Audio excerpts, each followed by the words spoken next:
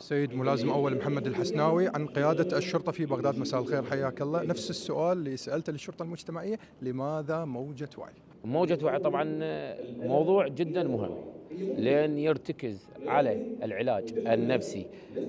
ولكن للأسف عندنا الكثير من المواطنين ما يعرف ما معنى موجة وعي. يعني من تقول له طبيب نفسي الحي يفسرها بغير تخوف. أمور. تخوف.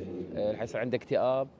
فإحنا يجب علينا كإعلاميين أن نعمل على موجة الوعي ونثقف الشارع.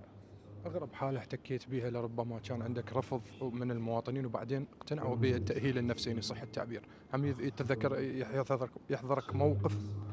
طبعا اكو شخص قبل تقريبا سنتين يتعاطى المخدرات، مر بحالة اكتئاب.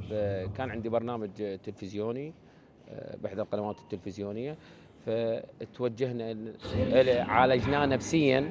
بعدها تهيأ نفسيا، توجه الى الطبيب النفسي وبعدها توجه للمصحة، والحمد لله تعالج وحاليا عنده مصلحة. رجع حياته الطبيعي. اي لا طبعا رجع حياته الطبيعية وخطبنا له طبعا. اي نعم. والله عاشتي لك، هذا الشغل الزين. انا سؤالي الاخير حتى ما اخرك اكثر، السؤال المعتاد لربما في موجة وعي، رسالتك لمن لم يقتنع بالتأهيل النفسي، وهذه كاميرتك. طبعا بما انه هاي كاميرتي، اتمنى من كل شيخ عشيرة، من كل طبيب، من كل أستاذ، من كل أم، أن توعي أطفالها، أصدقائها، أخوتها، لأن موجة وعي موضوع جدا مهم على الكل، على الجميع أن يعوا بأن وجود موجة الوعي. شكرا لك وشكرا.